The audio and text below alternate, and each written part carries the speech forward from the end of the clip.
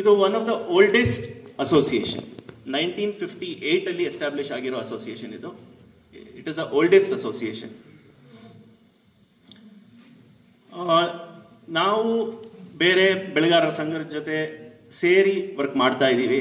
In the past Krishnappa ಅವರಿಗೆ ಗೊತ್ತಿದೆ, ಸಮಾವೇಶಗಳು ಮಾಡಿದಾಗ ಉಪಾಸಿ, KPA, KGF 3 ಸೇರಿ ಜೊತೆಲಿ ಮಾಡಿದ್ದೀವಿ. ಸೊ ನಮ್ಮದು ಉದ್ದೇಶ ಏನು ಅಂದರೆ, ಮೇನ್ ಉದ್ದೇಶ ಎಲ್ಲ ಬೆಳೆಗಾರರ ಪ್ರಾಬ್ಲಮ್ಸ್ ಸ್ಟೇಟಿಗಾಗಲಿ, ನಮ್ಮ ಪೇರೆಂಟ್ ಬಾಡಿ ಬಂದ್ಬಿಟ್ಟು UPASI, United Planters of Southern India ಅಂತೀವಿ. ಅವ್ರದ್ದು ತಮಿಳ್ನಾಡು ಕುನ್ನೂರಲ್ಲಿ ಆಫೀಸ್ ಇದೆ. ಸೊ ಅವರು ನಮಗೆ ಸೆಂಟ್ರಲ್ ರೆಪ್ರೆಸೆಂಟ್ ಮಾಡ್ತಾರೆ, ಡೆಲ್ಲಿಲಿ ಮಿನಿಸ್ಟರ್ಸ್ ಹತ್ರ ಆಗಲಿ, ಬ್ಯೂರೋಕ್ರಾಟ್ಸ್ ಹತ್ರ ಆಗಲಿ, ಅಲ್ಲಿಗೆ ರೆಪ್ರೆಸೆಂಟ್ ಮಾಡ್ತಾರೆ. KPA ಬಂದ್ಬಿಟ್ಟು ಸ್ಟೇಟ್ ಬಾಡಿ, ನಾವು ಸ್ಟೇಟ್ ಆರ್ಗನೈಸೇಷನ್ಸ್ ಜೊತೆ, ಸ್ಟೇಟ್ಸ್ ಜೊತೆ, ಕಾಫಿ ಬೋರ್ಡ್ ಜೊತೆ, ಮಿನಿಸ್ಟರ್ಸ್ ಜೊತೆ, ಲೇಬರ್ ಯೂನಿಯನ್ಸ್ ಜೊತೆ. ಸೊ ಈಗ ತನಕ ನಾವು ಲೇಬರ್ ಸೆಟಲ್ಮೆಂಟ್ಸ್ ಮಾಡಿದ್ದೀವಿ. ಈಗಲೂ ಅಷ್ಟೇ ಎಲ್ಲರಿಗೂ ಗೊತ್ತಿರಬೇಕು, ಮಿನಿಮಮ್ ವೇಜಸ್ ಡ್ರಾಫ್ಟ್ ನೋಟಿಫಿಕೇಶನ್ ಬಂದ್ಬಿಟ್ಟು 776 ರೂಪಾಯಿ, 776 ಆಗಿದೆ ಡ್ರಾಫ್ಟ್ ನೋಟಿಫಿಕೇಶನ್. ನಾವು ಮತ್ತೆ ಡ್ರಾಫ್ಟ್ ಅಬ್ಜೆಕ್ಷನ್ ಫೈಲ್ ಮಾಡಿದ್ದೀವಿ. ಈಗ ಪ್ರೆಸೆಂಟ್ ಬಂದ್ಬಿಟ್ಟು 476 ಇದೆ. ಸೊ ನಾವು ನೀವೆಲ್ಲ ಅದಕ್ಕಿಂತ ಜಾಸ್ತಿನೇ ಕೊಡ್ತಾ ಇದ್ದೀವಿ, ಬಿಟ್ಟರೆ ಕಮ್ಮಿ ಕೊಡ್ತಾ ಇಲ್ಲ ಮಿನಿಮಮ್ ವೇಜಸ್ಗಿಂತ. 425 ಇಂದ VDA ಎಲ್ಲ ಆ್ಯಡ್ ಆಗಿ ಈಗ ಇದು 476 ರೂಪೀಸ್ 40 ಪೈಸೆಗೆ ಹೋಗಿದೆ. ಸೊ ಎಲ್ಲ ಹೋರಾಟ ಮಾಡ್ತಾ ಇದ್ದೀವಿ. ಸ್ಮಾಲರ್ ಅಸೋಸಿಯೇಷನ್ಸ್ದು ನಮಗೆ ಹೆಲ್ಪ್ ಸಪೋರ್ಟ್ ಇದೆ. ನಾವು ಪ್ರಾಮಿಸ್ ಮಾಡ್ಬೋದು, ನಾವು ಬೆಳೆಗಾರರ ಜೊತೆ, ನಿಮ್ಮ ಸಂಘದ ಜೊತೆ, ಎಲ್ಲ ಸಂಘದ ಜೊತೆ ಕೋಆಪ್ರೇಟ್ ಮಾಡ್ಕೊಂಡು, ಯಾಕಂದರೆ ಸ್ವಲ್ಪ ಸ್ಟ್ರಾಂಗ್ ಪಾಯಿಂಟ್ಸು ನಮ್ಮ ಅಸೋಸಿಯೇಷನ್ ಇರುತ್ತೆ, ಸ್ವಲ್ಪ ಸ್ಟ್ರಾಂಗ್ ಪಾಯಿಂಟ್ಸು KGF ಬೇರೆ ಅಸೋಸಿಯೇಷನ್ಸ್ ಅವ್ರ ಹತ್ರ ಇರುತ್ತೆ. ಸೊ ಎಲ್ಲರದು ಸ್ಟ್ರಾಂಗ್ ಪಾಯಿಂಟ್ಸ್ ತಗೊಂಡು ನಮ್ಮ ಉದ್ದೇಶ ಏನು ಅಂದರೆ, ಪ್ಲಾಂಟರ್ಸ್ ಪ್ರಾಬ್ಲಮ್ಸು ಸೊಲ್ಯೂಷನ್ ತೆಗೆಯೋದು ನಮ್ಮ ಕರ್ತವ್ಯ. ನಾವು ತುಂಬ ಅಗ್ರೆಸಿವ್ ಹೋಗ್ಬಿಟ್ಟು ಧರ್ನಾಸು, ಸ್ಟ್ರೈಕ್ಸು ಮಾಡಲ್ಲ.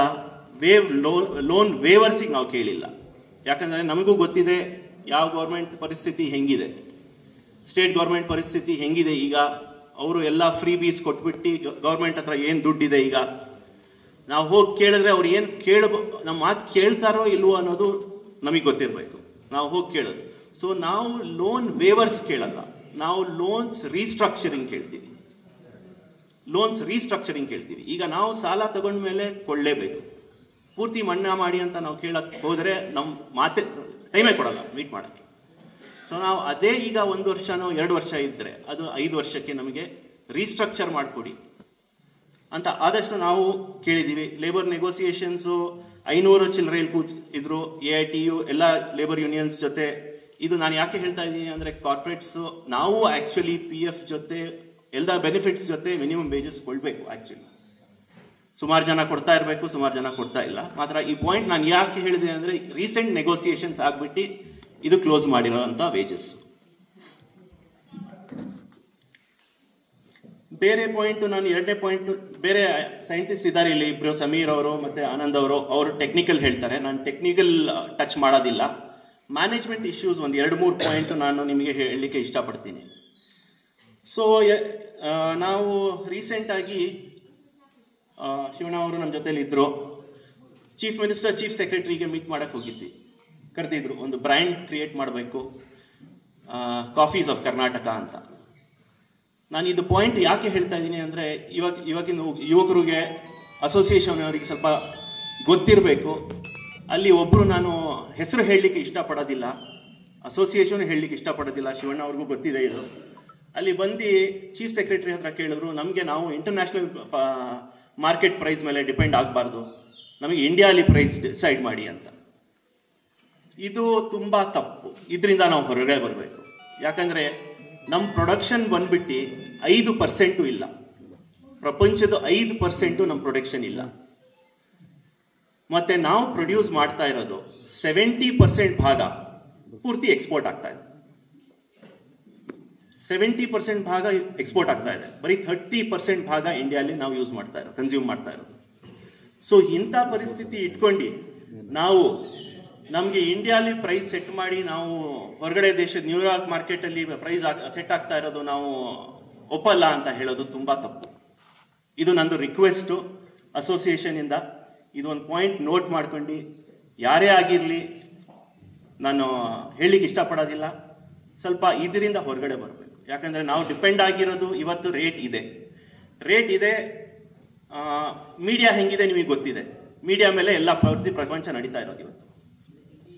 ಮೀಡಿಯಾಲಿ ಎಸ್ಕಲೇಟ್ ಮಾಡಿಬಿಟ್ಟು ನಮಗೆ ತುಂಬಾ ಒಳ್ಳೆ ಪ್ರೈಸು ಅಂದರೆ I don't think it is correct. ನಾನೊಂದು ಸ್ವಲ್ಪ ಫ್ಯಾಕ್ಟ್ಸ್ ಫಿಗರ್ಸ್ ನಾನು ನಿಮ್ಮ ಜೊತೆ ಶೇರ್ ಮಾಡಬೇಕು ಅಂತ ಇದ್ದೀನಿ. ವರ್ಕ್ ಮಾಡಿರೋದು 11 ಕಂಪ್ಯಾರಿಸನ್ 2024 ತನಕ, ಡಿಸೆಂಬರ್ 24 ತನಕ. ಓಕೆ, ಇವತ್ತಿನ ರೇಟಿಗೆ ಸ್ವಲ್ಪ ಹೆಚ್ಚು ಕಡಿಮೆ ಬರ್ಬೋದು. ನಾನು ನಿಮಗೆ ಹೇಳಿದೆ, ನಾವು ರೇಟ್ ತುಂಬಾ ಚೆನ್ನಾಗಿದೆ ಅಂತ ಹೇಳ್ತೀವಿ. ನಮ್ಮ ಪ್ರಕಾರ ರೇಟು ತುಂಬಾ ಚೆನ್ನಾಗೇನಿಲ್ಲ. ಓಕೆ, ಪರ್ಸೆಂಟೇಜ್ ವೈಸ್ ನೋಡಕ್ ಹೋದ್ರೆ 2011 ಲೇಬರ್ ವೇಜಸ್ ಬಂದ್ಬಿಟ್ಟು 130 ರೂಪಾಯಿ, 130 ರುಪೀಸ್. ನಾನು ಡಿಸೆಂಬರ್ 2024 ಅಂತ ತಗೊಂಡಿದ್ದೀನಿ, 452 ಇತ್ತು ಮಿನಿಮಮ್ ವೇಜಸ್. ನಾನು ಮಾತಾಡ್ತಾ ಇರೋದು ಇದು ಬಂದ್ಬಿಟ್ಟು 250% ಇನ್ಕ್ರೀಸ್ ಆಗಿದೆ. ಪರ್ಸೆಂಟೇಜ್ ವೈಸ್ ನೋಡಕ್ ಹೋದ್ರೆ 250% ಇನ್ಕ್ರೀಸ್ ಆಗಿದೆ. ಪೆಟ್ರೋಲ್ ಹೇಳೋದಿಲ್ಲ, ಹಂಗೆ ಸುಮಾರಿದೆ. ಡೀಸೆಲ್ ಯಾವುದು ನಾವು ದಿನ ಯೂಸ್ ಮಾಡ್ತೀವಿ, ನಮ್ಮ ಟ್ರ್ಯಾಕ್ಟರ್ಗಳಿಗಾಗಲಿ, ಮಿಷಿನ್ಗಳಾಗಲಿ, ಇರಿಗೇಷನ್ ಸೆಟಪ್ಗಾಗಲಿ, ಡೀಸೆಲ್ ಪ್ರೈಸ್ ಬಂದ್ಬಿಟ್ಟು 58 ರುಪೀಸ್ ಇತ್ತು 2011. 37 ರುಪೀಸ್ ಇತ್ತು. ಪೆಟ್ರೋಲ್ ರೇಟ್ 58 ಇತ್ತು. 37 ರುಪೀಸ್ 75 ಪೈಸಾ ಇತ್ತು. ಇದು 89 ರುಪೀಸ್ 53 ಪೈಸಾ ಆಗಿದೆ 2011, which is close to about 157%. Potash rate ಹೇಳ್ತೀನಿ, ಬೇರೆ ಎಲ್ಲ ನಾನು ಡೀಟೇಲ್ ಅಲ್ಲಿ ಹೋಗಲ್ಲ, ಜಸ್ಟ್ ನಿಮಗೆ ಒಂದು ಇದು ಬರಲಿ ಅಂತ ಹೇಳ್ತಾ ಇರೋದು. ಜಸ್ಟ್ ಪೊಟ್ಯಾಶ್ ಬಂದ್ಬಿಟ್ಟು 31 ಪರ್ ಕೆಜಿ 5 ರುಪೀಸ್ 20 ಪೈಸಾ ಬೀಳ್ತಾ ಇತ್ತು. ಪೊಟ್ಯಾಶ್ 31 ರುಪೀಸ್ ಬೀಳ್ತಾ ಇದೆ. 496% ಇನ್ಕ್ರೀಸ್ ಆಗಿದೆ, ವಿಚ್ ಇಸ್ ಇಂಪಾರ್ಟೆಂಟ್. ಪ್ರತಿಯೊಂದು ರೌಂಡಿಗೂ ನೀವು ಪೊಟ್ಯಾಶ್ ಯೂಸ್ ಮಾಡ್ತೀರಾ. ಆ ಪ್ರಕಾರ ನೋಡಕ್ ಹೋದ್ರೆ ರೋಬಸ್ಟಾ ಕಾಫಿ ಪ್ರೈಸು ಓಕೆ ಇವಾಗ 18ಗೆ ಬಂದಿದೆ. ಪಾರ್ಚ್ಮೆಂಟ್ ಪ್ರೈಸ್ ನಾನು ಹೇಳ್ತಾ ಇರೋದು. ಇದು ನಾನು 20,000 ಇದ್ದಾಗ ಡಿಸೆಂಬರ್ ಅಲ್ಲಿ ತಗೊಂಡಿರೋದು. 130% ಇನ್ಕ್ರೀಸ್ ಆಗಿದೆ.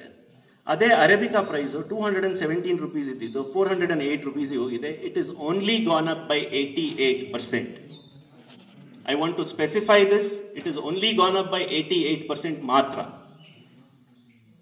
ಸೊ ನಾನು ರಿಕ್ವೆಸ್ಟ್ ಏನು ಅಂತ ಹೇಳಿದ್ರೆ, ನಾನು ರಿಕ್ವೆಸ್ಟ್ ಅಂತೀನಿ, ಪ್ರೈಸಸ್ ಯಾವುದೇ ಮೀಡಿಯಾ ಆಗಲಿ, ಯಾವುದೇ ಒಂದು ನಾವು ಫಂಕ್ಷನಿಗಾಗಲಿ ಪ್ರೈಸಸ್ ಡೀಸೆಂಟ್ ಆಗಿದೆ ಅನ್ನೋ ಹೇಳೋದು ಬಿಟ್ರೆ, ಪ್ರೈಸಸ್ ತುಂಬಾ ಚೆನ್ನಾಗಿದೆ ಅಂತ ಹೇಳೋದು ನಾವು ತಪ್ಪು.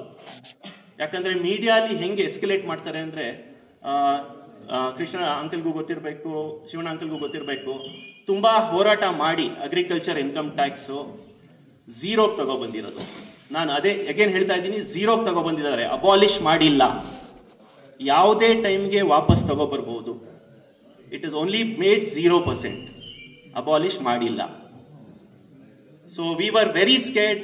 ಕೆಪಿ ಎಕ್ಸಿಕ್ಯೂಟಿವ್ ಕಮಿಟಿಯಿಂದ ಸ್ವಲ್ಪ ನಮ್ಮ ಮೆಂಬರ್ಸ್ ಇರೋದ್ರು ರಾಜಕೀಯದಲ್ಲೂ ಇದ್ದಾರೆ, ಅವ್ರದ್ದು ಸುಮಾರು ಸಾವಿರಾರು ಗಟ್ಟಲೆ ಎಕರೆ ತೋಟನೂ ಇದೆ, ನಾನು ಹೆಸರು ಹೇಳಲಿಕ್ಕೆ ಇಷ್ಟಪಡೋದಿಲ್ಲ. ಓಕೆ, ಅವ್ರಿಗೆ ಹೇಳಿಸಿ ಇದು ತಲೆಗೆ ಬಂದಿತ್ತು, ವಾಪಸ್ ಅಗ್ರಿಕಲ್ಚರ್ ಇನ್ಕಮ್ ತಗೋಬರ್ಬೇಕು ಅನ್ನೋದು ತಲೆಗೆ ಬಂದಿತ್ತು. ಅದು ಈಗ ಟೆಂಪ್ರರಿ ಸ್ಟಾಪ್ ಆಗಿದೆ, ಯಾವಾಗ ತನಕ ಗೊತ್ತಿಲ್ಲ. So we have to be very careful. ಅದ್ರ ಬದಲು ನಮಗೆ ಕಾಫಿ ರೇಟ್ ಬಂದಿದೆ, ನಮ್ಮ ಕೂಲಿ ಲೈನ್ಸು, ನಮ್ಮದು ಇನ್ಫ್ರಾಸ್ಟ್ರಕ್ಚರ್ ಮೇಲೆ ಸ್ಪೆಂಡ್ ಮಾಡ್ಕೊಂಡು ನಾವು ಅದನ್ನು ಚೆನ್ನಾಗಿ ಮಾಡ್ಕೊಳ್ಳೋದು ಕರೆಕ್ಟ್ ಅನಿಸುತ್ತೆ. ಇನ್ನೊಂದು ನಂದು ಮನವಿ ಅಸೋಸಿಯೇಷನ್ಗಳಿಗೆ ಏನಿದೆ ಅಂತ ಹೇಳಿದ್ರೆ, ಎಲ್ಲ ಹೇಳ್ಬೋದು ಇದು ತುಂಬ ಕಷ್ಟ ಅಂತ, ಮಾತ್ರ ಇಂಪಾಸಿಬಲ್ ಅಲ್ಲ ನಮ್ಮ ಪ್ರಕಾರ. ಮೈಗ್ರೇಟರಿ ಲೇಬರ್ಸ್ ಬಿಹಾರಿಂದ ಆಗಿರಲಿ, MP ಇಂದ ಆಗಿರಲಿ, ಒರಿಸ್ಸಾಯಿಂದ ಆಗಿರಲಿ, ಅಸ್ಸಾಮಿಂದ ಆಗಿರಲಿ, ನಾವು ಇವ್ರ ಮೇಲೆ 50 to 60% ಡಿಪೆಂಡ್ ಆಗಿದ್ದೀವಿ. ಒಪ್ತೀರಾ ಎಲ್ಲರೂ?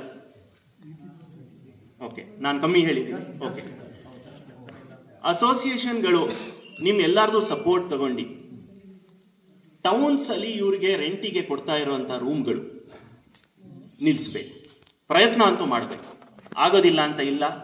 ಇಲ್ಲಿ ಅಸೋಸಿಯೇಷನ್ಗಳಲ್ಲಿ ಪವರ್ಫುಲ್ ಜನನೂ ಇದ್ದಾರೆ, ಪೊಲಿಟಿಕಲಿ ಲಿಂಕ್ಡ್ ಜನನೂ ಇದ್ದಾರೆ. ನಮ್ಮಿಂದ ಏನು ಸಪೋರ್ಟ್ ಬೇಕು, ನಾವು ಉಪಾಸಿಯಿಂದ ಆಗಲಿ, CPA ಇಂದ ಆಗಲಿ, KPA ಇಂದ ಆಗಲಿ ನಾವು ಪೂರ್ತಿ ಸಪೋರ್ಟ್ ಕೊಡಕ್ಕೆ ರೆಡಿ ಇದ್ದೀವಿ. ಇದು ಜೊತೆಯಲ್ಲಿ ಎಲ್ಲ ಅಸೋಸಿಯೇಷನ್ಗಳು ಜೊತೆಯಲ್ಲಿ ಸೇರ್ಕೊಂಡು ಅವ್ರ ಸ್ಟ್ರಾಂಗ್ ಪಾಯಿಂಟ್ಸ್, ನಮ್ಮ ಸ್ಟ್ರಾಂಗ್ ಪಾಯಿಂಟ್ಸ್ ತಗೊಂಡು ಮುಂದಕ್ಕೆ ಹೋದ್ರೆ ಎಲ್ಲರದು ಒಳ್ಳೇದಾಗುತ್ತೆ ಅಂತ ನಾನು ತಿಳ್ತೀನಿ.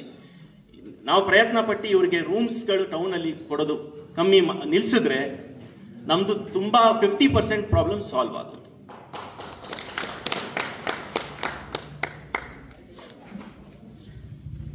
ಇನ್ನೊಂದು ನಾನು ಏನು ಹೇಳಕ್ಕೆ ಇಷ್ಟಪಡ್ತೀನಿ ಅಂದರೆ ಗೊಬ್ಬರದ್ದು. ಸೊ ನಾವು ಯಾರು ಡೋಲಮೈಟ್ ಬಂದ ತಕ್ಷಣನೋ ಸುಣ್ಣ ಬಂದ ತಕ್ಷಣನೋ ಯಾರೋ ಒಬ್ರು ಹೋಗಿ ಚೆಕ್ ಮಾಡಿಸ್ತೀವಿ. ಮೆನಿಯವ್ರು ಯಾರಾದರೂ ಚೆಕ್ ಮಾಡಿಸ್ತಾ ಇದ್ದೀರಾ? ಪರೀಕ್ಷೆ ಮಾಡಿಸ್ತಾ ಇದ್ದೀರಾ? ನಿನ್ನೆ ಬರೀ ಮೊಬೈಲಲ್ಲಿ ಕೂತ್ಕೊಂಡು ನೋಡ್ತಾ ಇದ್ದಿದ್ದು ನ್ಯೂಸು, ಯಾವುದೋ KPA ಗ್ರೂಪಲ್ಲಿ ಹಾಕಿದ್ದು, 30 ಫ್ಯಾಕ್ಟ್ರಿ ರಾಜಸ್ಥಾನಲ್ಲಿ ಡೂಪ್ಲಿಕೇಟ್ ಮೆನ್ಯೂರ್ ಮಾಡಿ ನೆನ್ನೆ ಸೀಸ್ ಮಾಡಿದ್ದಾರೆ. ಸೊ ನಮಗೆ ಮುಂಚೆ ಅಟ್ಲೀಸ್ಟ್ ನಾವು ದನದ ಗೊಬ್ಬರ ತರಿಸಿ ಲೋಡ್ಗಟ್ಟಲೆ ದನದ ಗೊಬ್ಬರ ತರಿಸಿ ಹಾಕ್ಸ್ತಾ ಇದ್ವಿ. ಈಗ ಎಲ್ಲರೂ ಬರೀ ಏನಾಗಿದೆ ಅಂದರೆ ಬರೀ ಕೆಮಿಕಲ್ ಮೆನ್ಯೂರ್ ಮೇಲೆ ಡಿಪೆಂಡ್ ಆಗಿದ್ದಾರೆ. ಸೊ ನಾವೊಂದು ಸ್ವಲ್ಪ ಐ ಥಿಂಕ್ ಸ್ವಲ್ಪ ಕಷ್ಟಪಟ್ಟು HDP ಅವ್ರ ಹತ್ರ ಒಳ್ಳೆ ಲ್ಯಾಬಾರೇಟ್ರಿ ಇದೆ, ನನಗೆ ಗೊತ್ತಿಲ್ಲ ಕೆಮಿಕಲ್ಲು ಚೆಕ್ ಮಾಡ್ಬೋದು ಏನು ಅಂತ. ನಾನಂತೂ ನಂದು ಲೀಫ್ ಅನಾಲಿಸಿಸ್ ಇದಕ್ಕೆ ಕಳಿಸ್ತೀನಿ, ಅಲ್ಲಿ ಸಾಯಿಲ್ ಅನಾಲಿಸಿಸ್ಗೆ. ಸ್ವಲ್ಪ ಯಾರಾದರೂ ಒಂದು ಲಾಟಿಂದ ತೆಗ್ದು ಚೆಕ್ ಮಾಡಿಸಿ, ಯಾಕಂದರೆ ಎಲ್ಲ ಕಷ್ಟಪಟ್ಟು ದುಡ್ಡೇ ಹಾಕ್ತಾ ಇರೋದು. ಸೊ ಮೆನ್ಯೂರ್ ಅದ್ರ ಮೇಲೆ ಒಂದು ತುಂಬ ಕಾನ್ಸಂಟ್ರೇಟ್ ಮಾಡಬೇಕು ಅಂತ ಹೇಳ್ತೀನಿ. ಮತ್ತು ಇಲ್ಲಿ ಎಷ್ಟು ಒಪ್ತಾರೆ ಸಮೀರು ಆನಂದ್ ನನಗೆ ಗೊತ್ತಿಲ್ಲ, ಮಾತ್ರ ನಾನು ಹೇಳೋ ಪ್ರಕಾರ ನಿಮ್ಮ ಸಾಯಿಲ್ಸ್ನ ಚೆನ್ನಾಗಿ ನೋಡ್ಕೊಳ್ಳಿ.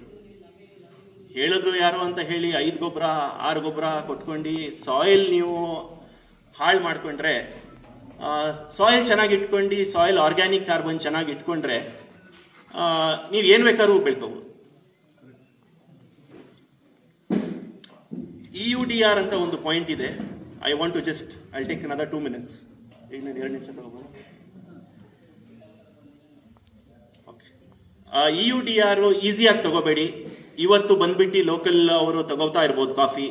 ಮತ್ತು ಯುರೋಪಿಯನ್ ಯೂನಿಯನ್ ಡಿಫಾರೆಸ್ಟೇಷನ್ ರೆಗ್ಯುಲೇಷನ್ ಅಂತ ಯಾವ್ದು ಬರ್ತಾ ಇದೆ ಅದು ತುಂಬ ಇಂಪಾರ್ಟೆಂಟ್ ಇದೆ.